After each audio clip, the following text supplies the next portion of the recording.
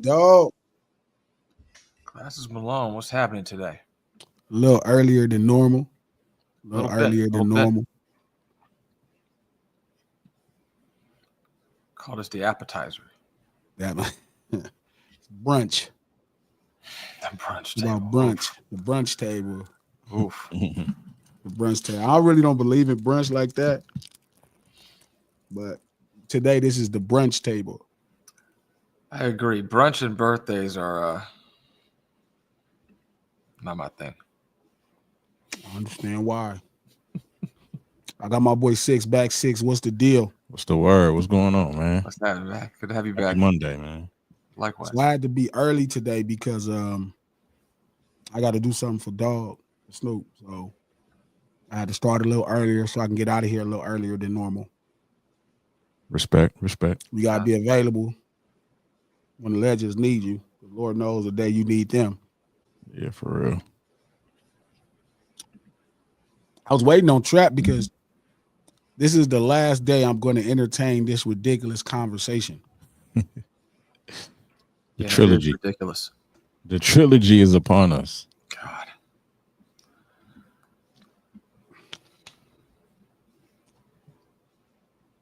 Have you thought about what I said any further, Pete?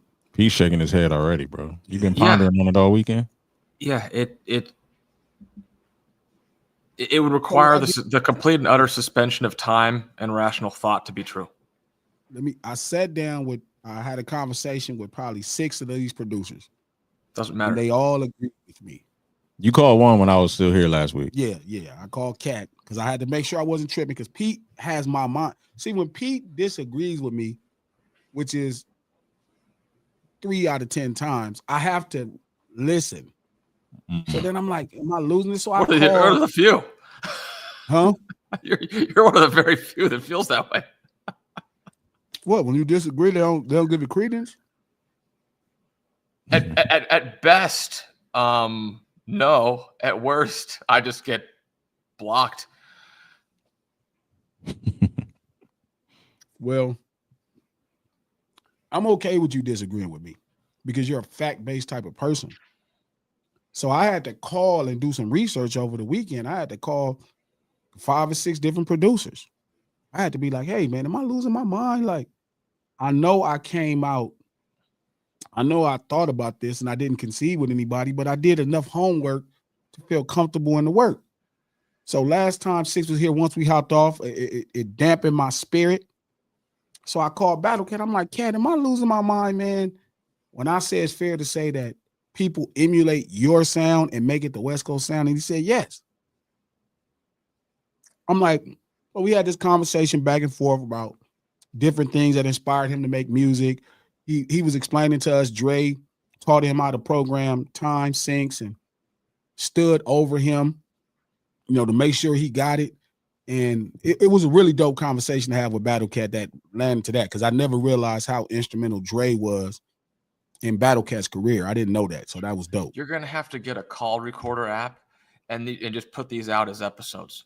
Just glasses tap phones is gonna be like, instead of no ceilings, we call it tap lines. It might be kind of tight. Yeah.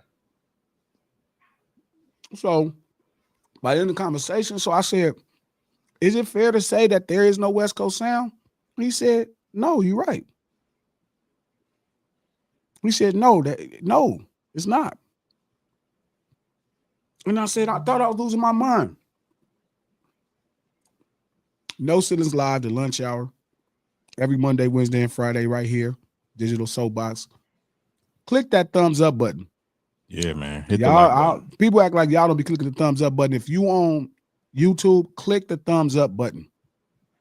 Do that for me. Click the thumbs up button.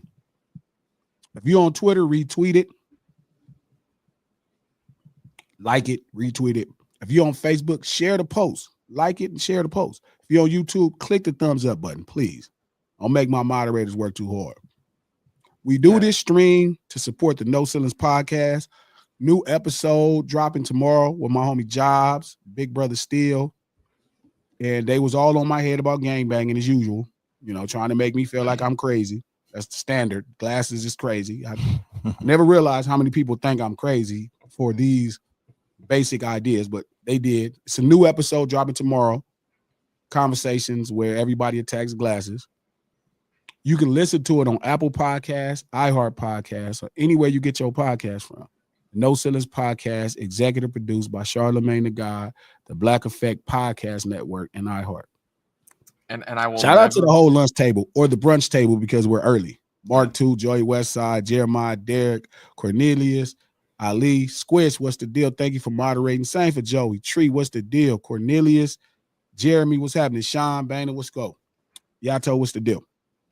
I will never forgive, just so the audience knows, there was a piece, a closing comment by Jobs at the very end of the podcast that got cut out. And I will never forgive you for hitting that end button 10 seconds early. No, I like when you ask the question. Jobs is one of my favorite streamers, man. Like, y'all have to really understand how much I appreciate talking to Jobs. He's terrific. Yeah, Jobs is amazing. Brother from the Midwest. But he's an amazing intellect. And he's hella petty with his intellect. That is true. So make sure y'all check him out. Intellectually Petty Radio. He's dope. Brought my boy 6 John back. You know what I mean? I could say he's kind of like one of my teachers when it comes to understanding producers more.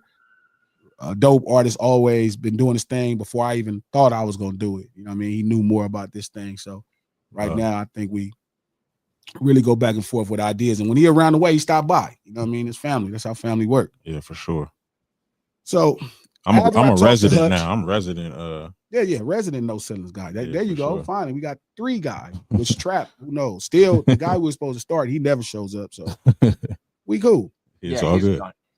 So I talked to Warren, I talked to Quick, and I talked to Hutch from Above the Law. And Hutch said the same thing. Hutch said, yeah, Glasses, there is no West Coast sound. He said our sound got popular, like my sound got popular, Dre's sound got popular, and then people started emulating that sound, calling it the West Coast sound. And it's like, no, I grew up in funk.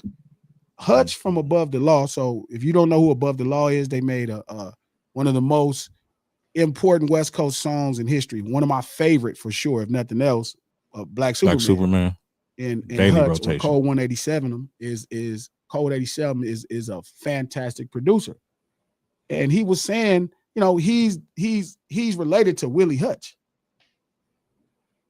So like he's a musical guy, and he made sure to imprint in my mind, yes, there is no West Coast sound. I was into funk. So I was making my own versions of funk. Right?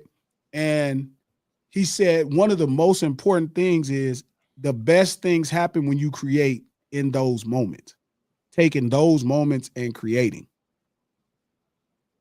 Yeah. So I thought that was really important. And everybody else, nobody pushed back, but everybody at the lunch table, Pete and everybody's pushing back. And I don't quite understand why, because it's like, this is a very fundamental thought. I'm going to try to see if I can more clearly articulate where the separation is on our perspectives. Here's an interesting example. I'm just trying to see if we can see this thing. You see this graphic right here? Yeah. It's like that rainbowy looking deal. And in the middle, there's a purple spot where all the colors overlap with one another. Sure. So like that is fairly decent as so far as like an illustration of this. So for people who can't see this, that's the photo app. The photo app logo on the it's for the photos when you like a photo gallery or whatever the hell thing. Yeah. So you've got all these different colors, and then in the middle they overlap in some small space where it's like dark purple. Yes. That's kind of like, are each of these different producers having their own original sound that are different from one another? Sure. Is there a consensus center point overlap? Also true. So while they're not going in as the originators and saying, I want to embody sunshine and palm trees onto this track, the relationship between culture and the studio has to be a two-way street. So where culture impacts what happens in the studio, what happens in the studio then also impacts culture. So it's about adaptation afterwards. So whether they decided to do it or not, the cultural adaptation of the product of what happens in the aftermath is what defines it as being a sound. And there is enough overlap. The sound is called funk. Yeah, but that's in the greater musical context. We're talking about in the hip hop context. That's still just funk or G funk. Yes. And because of the cultural landscape that predates like when people go into the studio, there's already more of an adaptation and liking regionally for funk than in other places. And then but that's not true though. Does that matter that that's not a fact, Pete? Does that matter at all? That's not a fact. People love funk around the country and at a high level. It's not like Parliament was this huge group in Los Angeles or Dr. Dre was this huge group in Los Angeles. These are international groups where probably more states, they're bigger than they are here. So even if you're saying Hutch or Dre or Warren, right, who let's say we all, just for the sake of it, quick, and we all consider their terms G-Funk. Let's say we consider it G-Funk. It's still not beloved here more than anywhere else. Most of it is, yeah, for sure. Quick is much bigger in LA than he is in other parts of the country, for sure. Ooh. Quick? Yeah, but Dr. Dre isn't. Dre isn't, but Dre is the exception. Well, that's not the exception. It's again, you're classifying a regional act by the music they're making, saying that there is a more of an affinity for it here versus that these guys make this kind of music. And then this is the region that they're marketing their music, and the music is not going international or it's not going east to west in the same appeal because it's not marketed west to east the same way. But the proof is that there is funk groups from all around the country that are successful, which would make it hard for funk to belong to a specific region. So when it's weird to say, imagine in the 60s, somebody heard James Brown and said, that's that Atlanta music, or that's that Georgia music, or that's that South music. It would just be disingenuous. And the only reason I'm standing on this, Pete, is it's important that the next creators in hip hop understand this so they could stop making things that sound like. They need to take more time to understand what the job is and then create from that position. Because if they keep doing a version of what they think is supposed to be the West Coast, they're confused. But again, logically, the simple fact that they're doing it supports the principal idea that there's a sound. But even the principal idea, again, it's where you're trying to push for something, and I keep showing you a million times that this is all over, even in hip hop. But you're saying, well, they're not all you. I'm like, yes, they are. Like there's some artists who don't use funk because they're not into funk. Some, but and then there are some that are into funk all around the country that use funk. I mean, the preponderant culture in LA even goes off more on those sounds and those songs than other ones, especially relative to the way those songs hit in other regions. No. Yeah. No. Yes, 1,000%. If that was the case, then you wouldn't have smash hit records of funk songs in every region. You can't say because, you guys have more, you like it more. That's not true. I'm saying by percentage of product. That's a preference. It doesn't destine a sound to a group of people. I'm not saying that this region is destined to have to make it. I'm telling you it's not the sound of the West. It is. Everybody thinks that. Therefore, everybody ignorant that doesn't know. Instead of listening to the people telling you that know, you don't know. I'm telling you. But again, if you just gonna have an idea, even though I'm giving you hardcore facts to back it up, then you're right. It don't matter. Everybody can have an opinion. But again, here is the fact. The fact is you can't get what you get from every other region using funk historically in hip hop even and say that the West likes it more. And then because we like it, that it belongs to us or it's the sound of us. Versus a couple musicians on the West created G-funk in hip hop, but that doesn't mean it is the sound of the West. But they are funk musicians. If you really identify the sound of the West, it's funk and jazz. That's where we pulled from. Sure, like West Coast hip hop, like a lot of funk and jazz. But just to, like we were saying last week about you hear an analog lead or something like that, or a certain type of bass, and you just automatically throw that into a bowl. But there's so many like West Coast artists that don't rap over music like that whatsoever. So I think it's unfair to regionalize any sound. Like I was saying, like I like different artists from the South and they don't sound anything alike. I like different artists from the East that don't sound anything alike. But I never really listen to them and be like, oh, that's some East Coast stuff, or that's West Coast, or that's down South. It's like I fuck with that. You know what I mean? Yeah. But shout out to Revenge. And again, it's like he's saying the same thing that Peter said. I get what you're saying, but there's a certain sound brings authenticity to some artist story and style. No, if you have a funk song, your record probably needs to be funky. That's how funk works, right? There's all kind of funk songs, right? You go listen to Roger and Zapp. They have different type of funks. So again, it's one of those things where I've said a million times, hip hop is street urban culture built on Black music. That's the record side of it, right? But again, as a West Coast artist, there's things that fit pace of life, right? Pace of life. These are real conversations, right? Of speed of life that just fits right in. But again, funk, right, is something that those specific musicians enjoyed.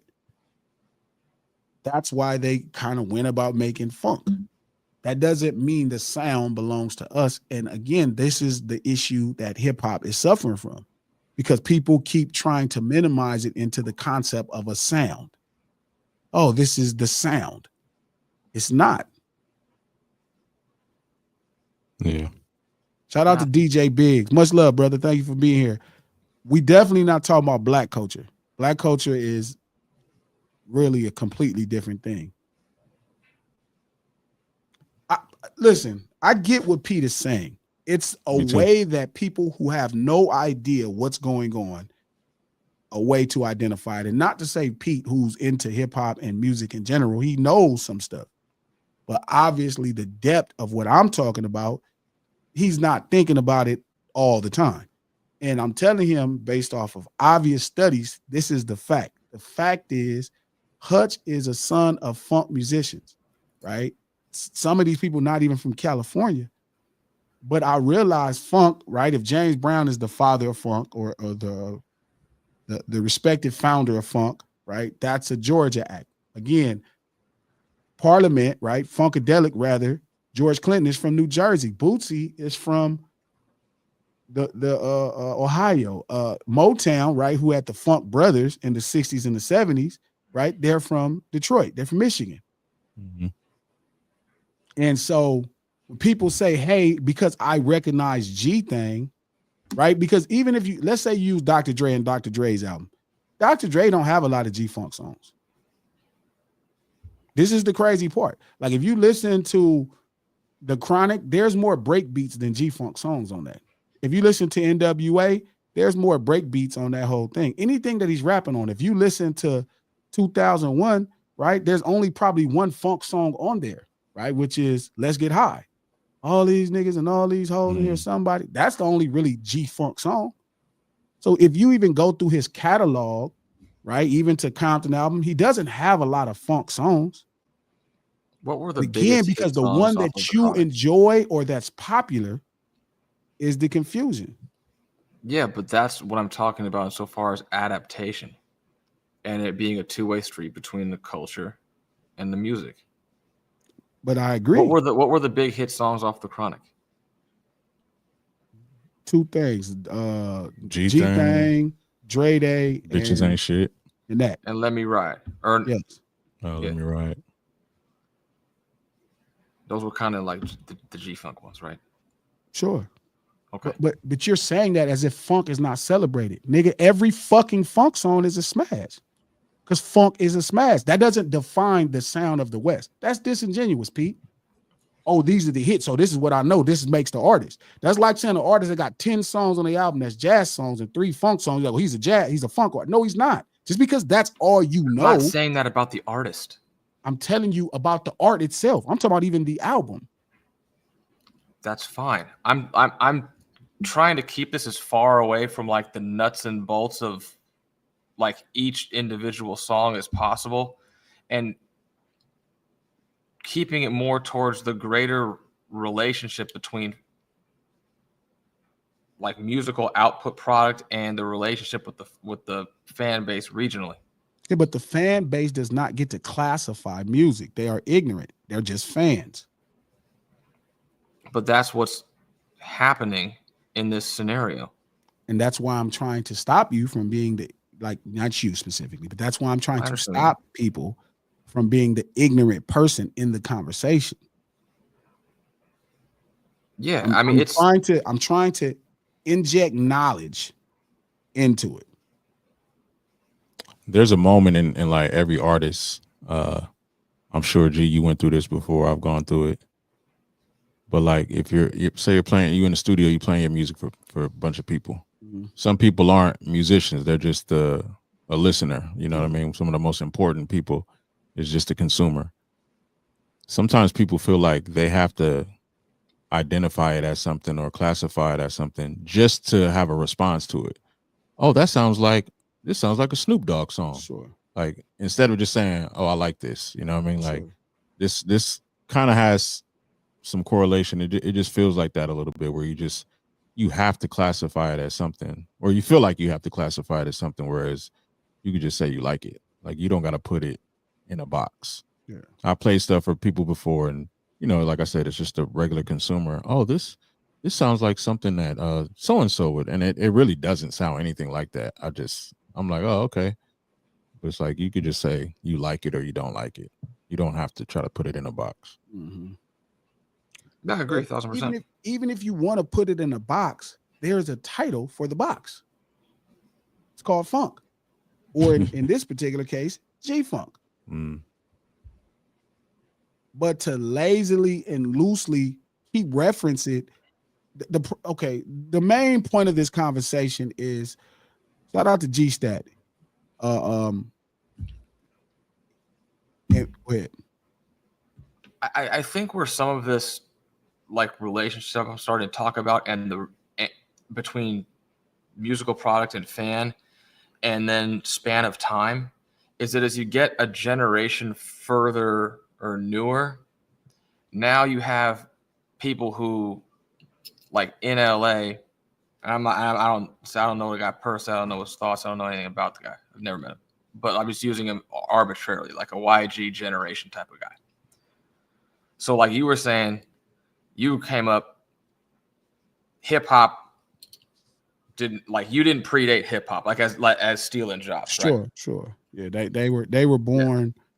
There was hip hop before hip hop came after. They're immigrants, and you're a first generation hip hop citizen, kind of thing. I agree, because facts, because I don't know a world without hip hop. Sure. Yeah.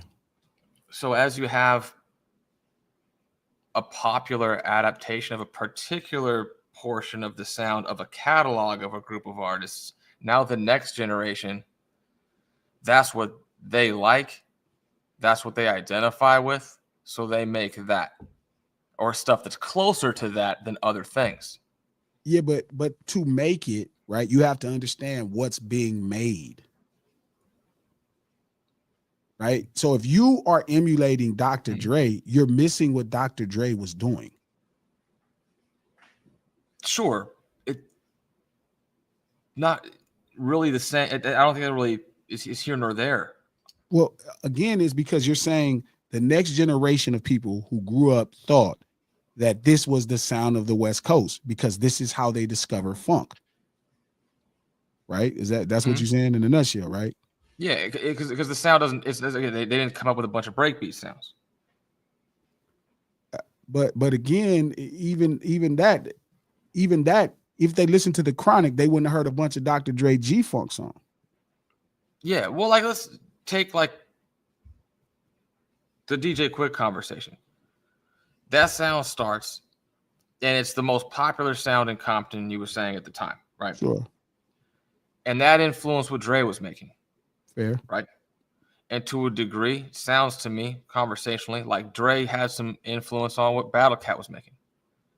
And that stuff hit. That's a little different. Cat didn't end up. So,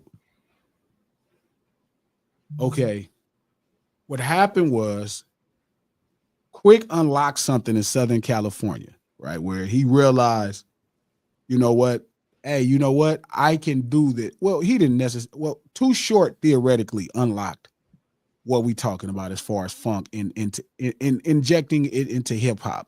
But again, Houdini had 5 minutes of funk.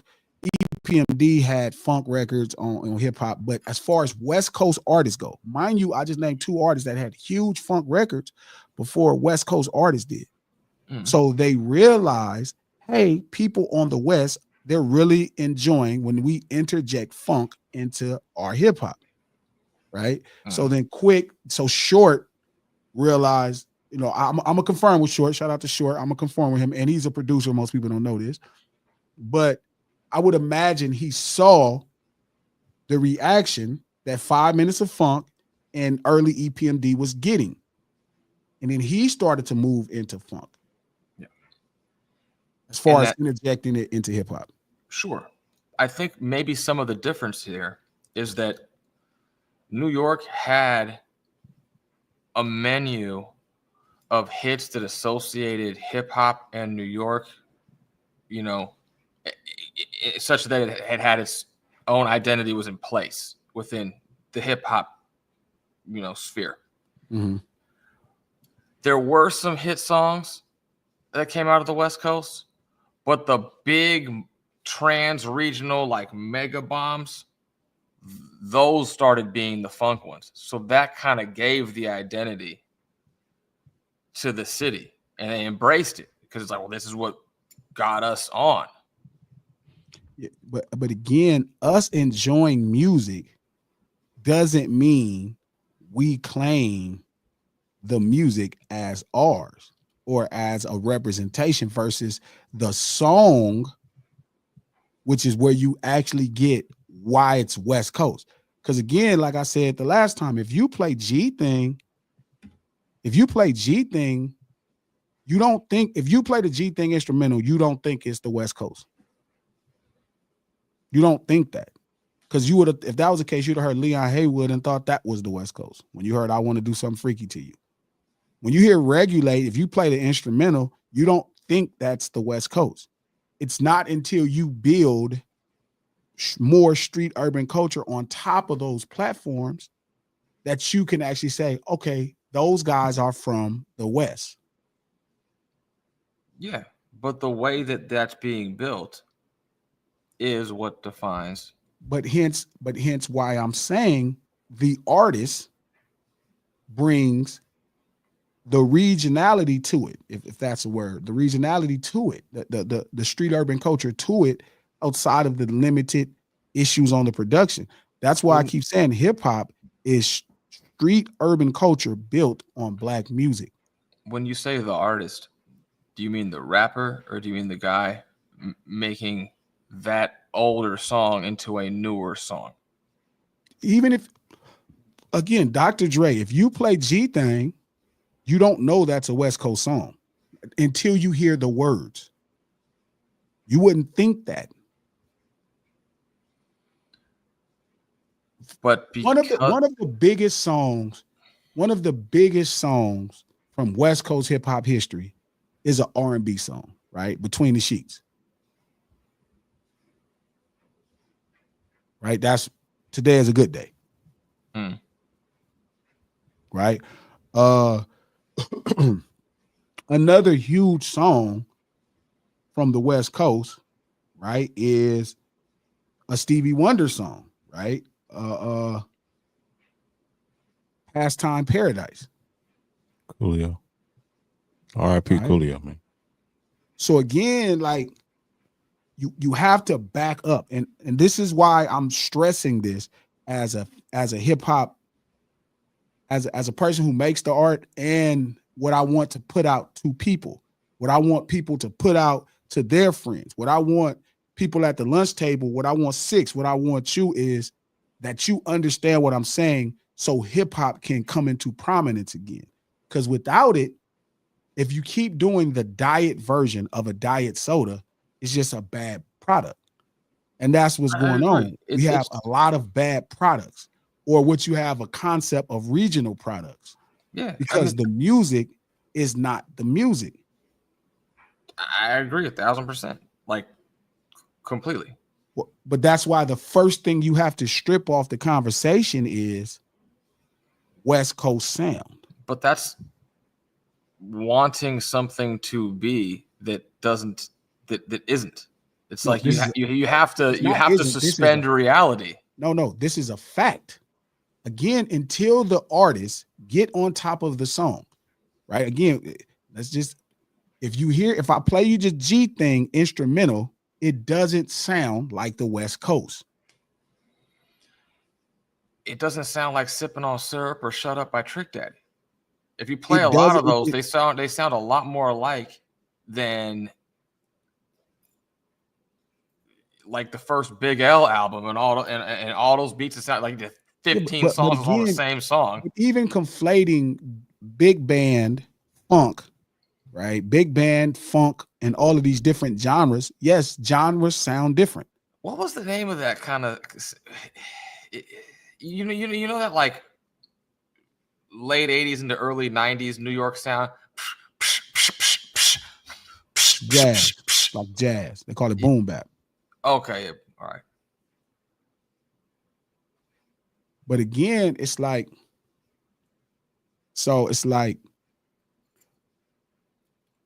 and this is where we keep stopping it. If you hear G Thang instrumental, it doesn't sound West Coast. If you hear Dre Day instrumental, it doesn't sound West Coast. If you hear even Let Me Ride instrumental, it doesn't sound West Coast. They don't, right? It's when you hear the artist, right, start to put street urban culture on top of that black music, is when you start to immediately understand that there's a regional thing happening here. There's a cultural thing happening here. Outside of it, stripped down, it just becomes a version of black music. Yeah. But those so it's the lingo. It's the lingo then. It's the attitude, it's the lingo, it's the presentation of it all. Like you swing the snares as a reference to jazz, like Teddy Riley did with New Jack Swing. Like you swing that's where boom bap is a descendant of jazz. So the thing that you think that's West Coast is when they start to put the street urban culture over the music. I understand that. But a lot of those songs why it's sound similar to one another, no matter West Coast sound. There's West Coast songs, but there is no West Coast sound. When you start putting street urban culture onto it, that's when you start to say that is West Coast, or that sounds like the West Coast. If you play the instrumental, if you play Clear, if you play Tonight by DJ Quick, rather, the instrumental, it just sounds like music. It sounds like funk music. I understand that. But because of the regional, as I'm saying, it's a circular relationship. Because of the culture that's put on those songs have the greatest proportionality as a medium for conveying that culture. And then therefore that culture becomes like not synonymous, but like somewhere between synonymous and assimilable to that sound. Like it goes both ways in that regard. It don't go both ways though. That's why I'm telling you, it doesn't. It does, and that's why people are trying to make like the movie Multiplicity and have the fourth clone of the third clone. But that's what I'm saying. It doesn't go that way. That's the problem. You have to stop. No, you do have to stop. You're not, just because you started making G-Funk doesn't mean that the funk now is the West Coast. It doesn't go this way. Shout out to D Lawless, and this is the problem. It does to the ear of everyone, but that's the point. I'm trying to give you more information so you're not as ignorant in the conversation. Like, if you keep acting like you know because you heard, or if you saw a movie about gangbanging and you think you know it, you're being ignorant. There's somebody here that's a gang member and that makes music that's telling you. But if you just want to hold on just to have a point of view, then fine. But my job is to give you the facts. Here's the facts. Now, if you just want to hold on to your limited resources, like, you know, imagine somebody coming to your fucking job telling you some shit that you know, and you're like, well, no, this is how you do it. It's like, bro, you don't know how to do it. And it's offensive to people. I get it, because everybody feels like they're music specialists because they listen to music. Music is one of those jobs where people like, I know as much as glasses, even though this is my entire life. It's not my side project. It's not my side project. This is my life. It's how I earn my livelihood. It's been my life for 20 plus years. So again, it's like, it's a limited perspective if you just listen to music. You don't know as much as people who write music and listen to music. So again, it's important. That's what I'm saying. It's like, even if people saying, if it does to the ear of everyone, right, D-Law, it's like, don't make it right. It doesn't make it right, but it doesn't make it a fiction of imagination either. No, it makes it the impression, like if you whooping your son, right, your son doesn't quite understand discipline in the long term. So he go tell somebody, my father abuses me.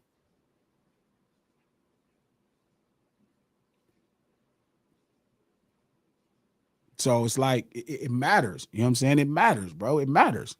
Like, it's a lot of ignorant perspectives in the world, right? It's like, it's me, like, right? I don't act like I know politics, right? You are much more into politics than me, right? I know from a general status, like most people know music, from a general status, Republicans, Democrats, blah, blah, blah, blah, blah, blah, blah, blah.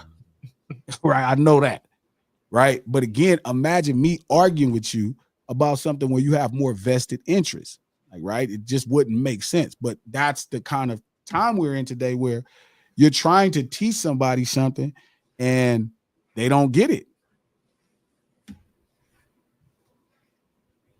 I'm not trying to even assess it from a musical standpoint, really, all that much. I'm just looking at it from the relationship of how things have evolved. Like in 1992, 93, there is sound similarity, but it is different in 1999, 2001, and in 2010 or 11.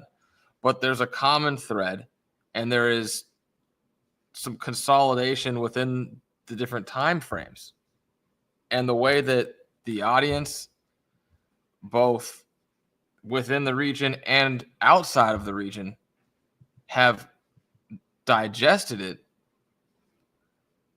That's very impactful. Like, that's important. I'm not disagreeing. I wouldn't argue with you that the G Thing song is a West Coast song, but it doesn't have a West Coast sound.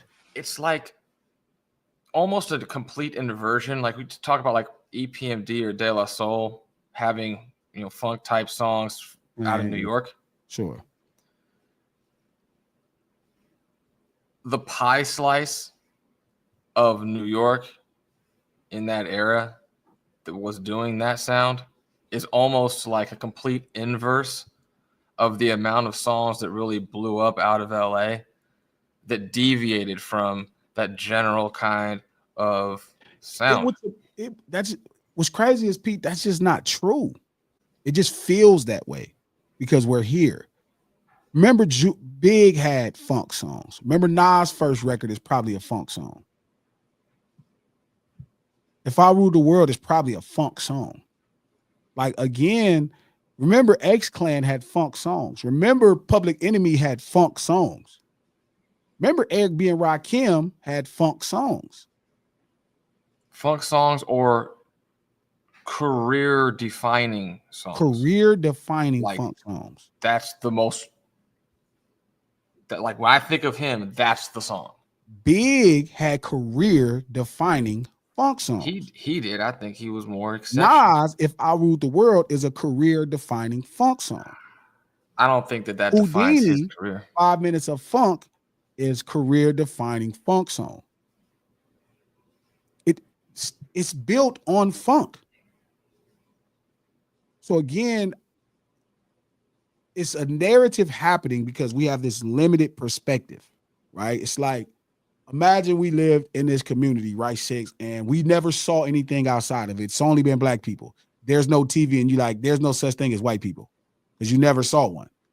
That's the perspective that most people have. They don't know anything outside of that. And that's what I'm telling you. It's like there is more outside of it. You only know what you know. You only know what you know. And here is Glasses giving people more. Not only did I figure it out from all the research and living through it and figured out from research, I went and talked to people to confirm the thought.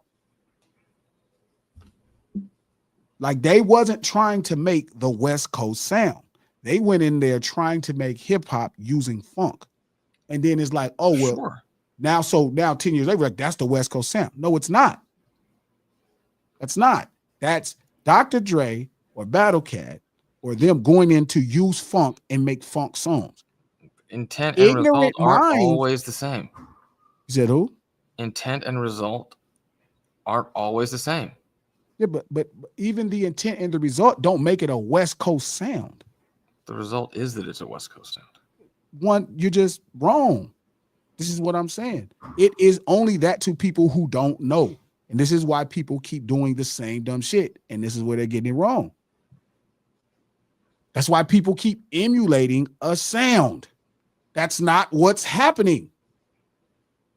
I wish you guys, sometimes you just got to let a teacher teach you. Stop arguing from your limited perspective and listen to what I am saying.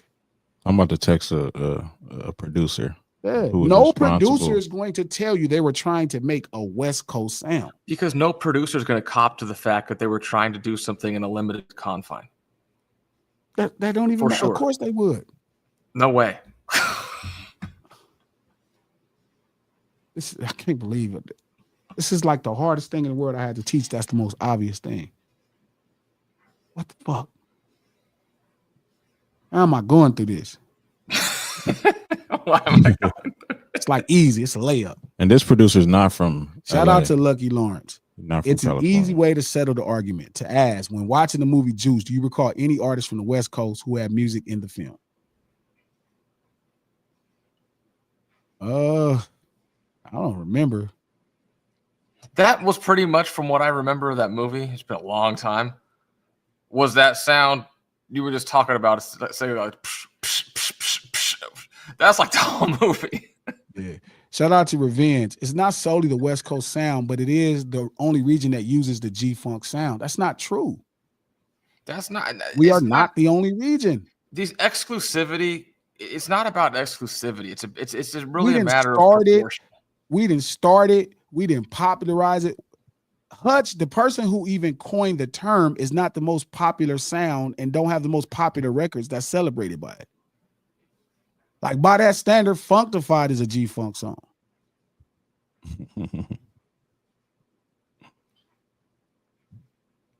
Could argue that. You know what I'm saying? Like, I don't even know if we G-Funk is a term. There's no real thing that like, people were using Moogs in music before us. We didn't. Larry Smith was using the Moog in the mid 80s. I don't think anybody's making this case that it's a matter of invention or a matter of complete and total ownership of. But there's neither nor. The term G-Funk is coined by West Coast people, by Hutch, from from that. And then it Sure. was followed and pushed by more West Coast people. So to say G-Funk, I would even understand if you said G-Funk music comes from the West Coast. I'd be okay with that. But it's not the sound of the West Coast. It's the sound of funk music.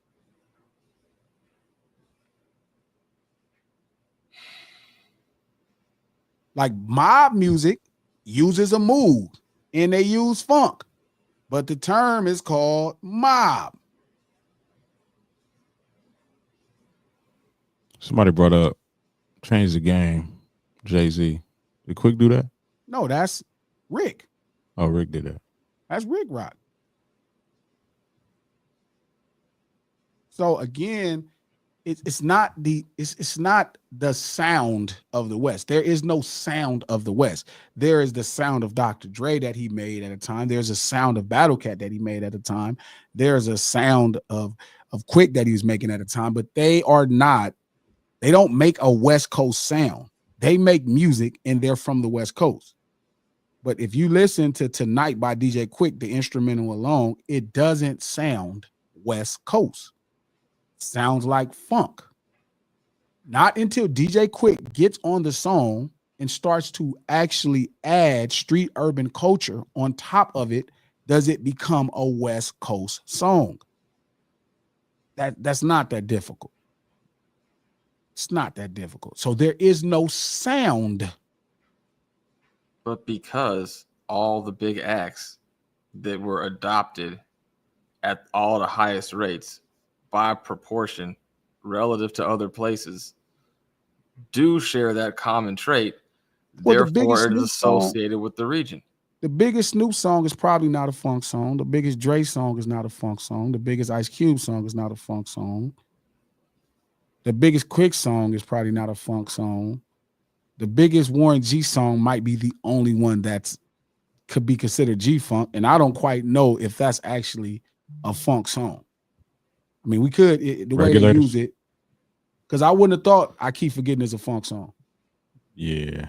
They might even call it that Blue Eye Soul. Yeah, but I don't think it's a particular stretch to say that based off of what the original recording was and how it's manipulated and changed to be made for the beat for a rap song, it's not the exact same product. Like, it's certainly edited and changed. It's derived from nothing but you what's can edit and from, change about that song changes it enough. It's the same song. Like the changes are minute in those specific records and Regulate and I Keep Forgetting. They're minute changes. So if it's a Quiet Storm in an R&B song, right, then he tells you it's G-Funk. He's the reason you think that sound is G-Funk because he said it over the record. But Michael McDonald, who has the same exact melody, the same music with just drums and hip hop, is saying that. Shout out to Doc Holloway. It's not about not moving. I know and people don't know. This is the I know and people don't know.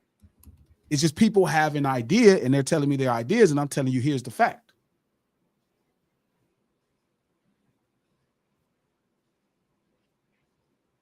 So again, it's like, yes, it's like, I know the job. I know the job. I know the work. I know the responsibility. So that's kind of where the frustration comes in. That's the frustration because it's like, hey, here it is. And it's like people still like, I'm holding on it, man. I just need to stay right here because this makes me feel comfortable. Come out of what makes you feel comfortable so you can grow. The shoes are too tight. That's why they closing in. I'm trying to help you grow.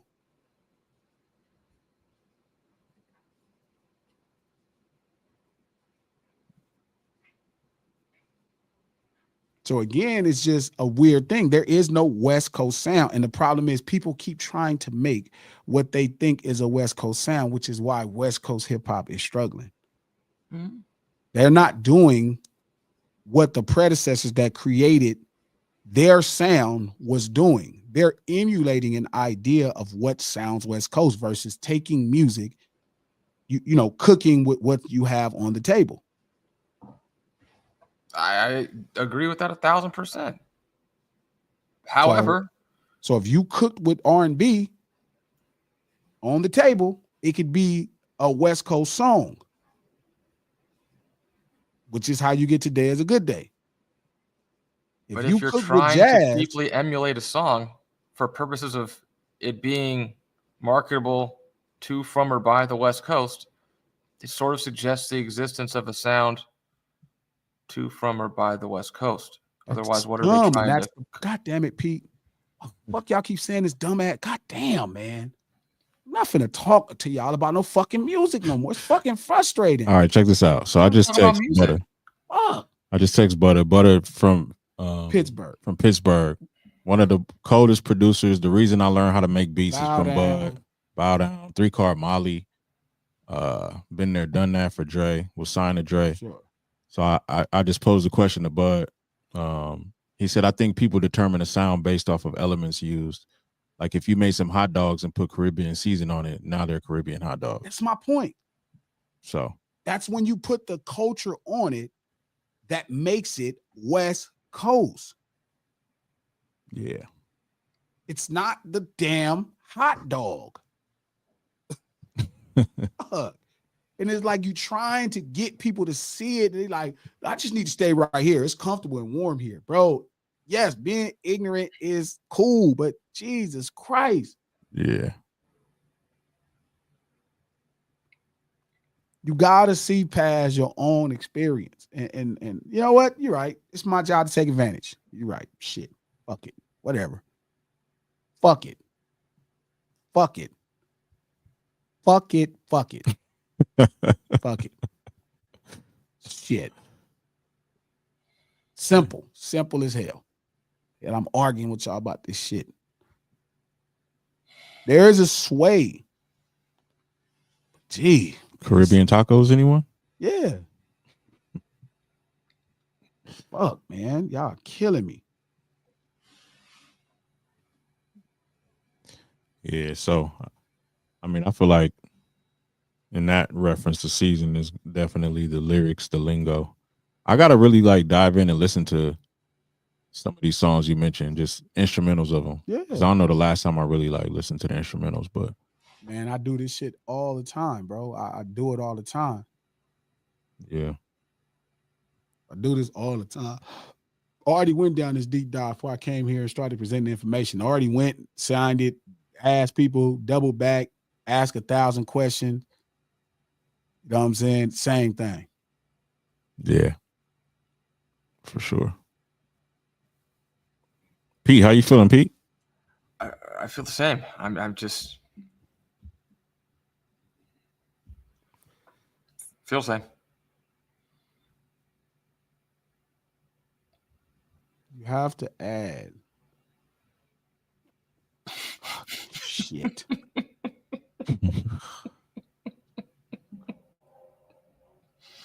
And he'd always say, like, you can't save the world, bro. Jesus Christ. Like, and listen, look, man, as an adult, it's okay to disagree. To give up on humans, huh? It's okay to just agree to disagree. Fuck, man. People in the chat, there are people at the table like, no, G, because, you know, it got to be the sound. I'm like, oh, man, got to be the sound. Once again, No Ceilings Lunch Table every Monday, Wednesday, lunch hour every Monday, Wednesday, and Friday at noon Pacific Standard Time right here on Digital Soapbox. Click the thumbs up button. Let everybody know you're in the house. Please click the thumbs up button. Yeah, hit the like button. You know what I mean? That like it. Why not like it? You know what I'm saying? Just like it. It's free. We do this to support the No Ceilings podcast. New episode dropping tomorrow. You can listen to it on Apple Podcasts, iHeart Podcasts, or anywhere you get your podcast from. The No Ceilings podcast, executive produced by Charlemagne the God, the Black Effect Network, and iHeart. Hold on. So The real Doc Holloway, Glasses. Would you just say everything is in one pot as far as sounds and you like what you like? I mean, sounds come out of, equipment or something like that. It's coming from something, right? It's not like just because you can identify something, that doesn't make it true. Like, you know what I'm saying? It's like, so even when we saying sounds, right? It's like a bass guitar existed way before West Coast hip hop. A Moog existed way before West Coast hip hop. People use synths, leads, all of this stuff. So it's just it's just where you're used to street urban culture being explained or expounded on. That's what you're used to. You know what I'm saying? It's what you're used to. You know what I mean? So it's like, that's how you learned about it, but that doesn't make it exactly what you think it is, because this is how you figured it out. Like you're still in the space of ignorance, like not like the insult, like how black moms say ignorant, you're ignorant. Not like that. I mean, like, you don't know. You're still missing exactly what it is. And this is a high level conversation. Don't get me wrong. Like, forgive me for even having this with a bunch with people who not in the music industry or they don't produce music for a living. It is a very high level conversation. So in all fairness, it's not even as frustrated as I get. You know what I'm saying? I understand that this is a really deep conversation with people, that get music on a surface level, not talking shit about y'all taste in music or nothing, but as far as making it. But it's important for the people that's going forward, making West Coast hip hop, Southern California hip hop, whichever hip hop you're talking about, they understand that there is no sound. If you let go of that first and you realize, you don't have to cook with what people tell you have to cook with. You got to put it on the table and cook with what's on the table. Like, you can't cook. If it's spinach, it don't matter how you make greens. It's different. You know what I mean? You have to cook it, the greens. You have to cook the spinach the way you cook the spinach. You know what I'm saying? Like you have to cook the spinach. I get it. You like greens, but you don't need greens to eat, right? You got to take spinach and cook it the way spinach said. And so you got to make spinach the way you make spinach. Cook with what's on the table. So that's what Dre was doing when he got the Leon Haywood. He wasn't cooking based off of what other people were saying. He was cooking with what's on the table. And then us as consumers, right, digested the meal. And then we try to identify it based off of our knowledge of identification, right? Where people even call it gangster rap, or they called it West Coast, or they called it whatever, G-Funk. That's not what he called it. Again, we're saying how we and our limited understanding digest something. But one thing that I know for sure, when Battle Cat took Ray Parker's Jr. song and made We Can Freak It, and when he took the melody and said, I like this melody, let me slow it down and play it in my own way, he wasn't thinking about G-Thing. He wasn't thinking about West Coast. He was doing a Battle Cat version of a Ray Parker record. He was cooking with what's on the table. And I think a lot of producers today are trying to look at other things. They may have spinach, but they're trying to cook it like they have greens. And you have a plate of food that is not really digestible nationally. You know what I mean? Something about the plate of food is not correct. Even shout out to Cornelius Cherry. Even our BPM is overstated because the East Coast has the same BPM. They have a lot of songs between 90 and 100 as well. Like, these things aren't exclusive. Now, there are certain places where music's slow, but then they even have some songs that's fast. So again, you have to get more into music at that level to have that conversation. But for sure, you have to cook with what's on the table. So if you're inspired to create, you have to know what ingredients you're using. You can't worry about what other people did. You just can't. It's not going to really work out. You have to cook with what's on the table. You have to cook with what's on the table, bro. It's too many people looking back. And even some of my homies, like my homeboy Sega, like we just was talking, and I'm like, bro, like he just kind of cooked what he thought was West versus saying, hey, let me interpolate this idea and make my idea from it. But then it became a bunch of rudimentary things that he used to where, like Peter's saying, like the concept is like, if I make it sound West Coast, then West Coast people gonna like it. But West Coast people like everything. They like East Coast music. They like Southern music. They like Midwest music. They like all kind of hip hops. Right. So you have to kind of cook with what's on the table. That's the thing that I realized that Dr. Dre, Battle Cat, Premier, Tone and Poke, you know what I mean? Homie from Jersey. I don't know why I'm slipping his name. That did Tribe, not Tribe, that did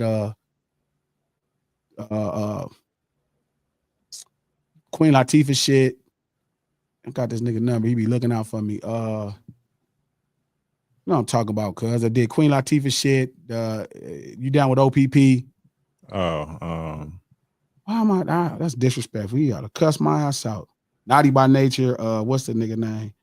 KG. Damn, KG. Yeah. You know what I'm saying? Like KG. So it's like you have to get deeper into it. Yeah. You have to cook what's into it.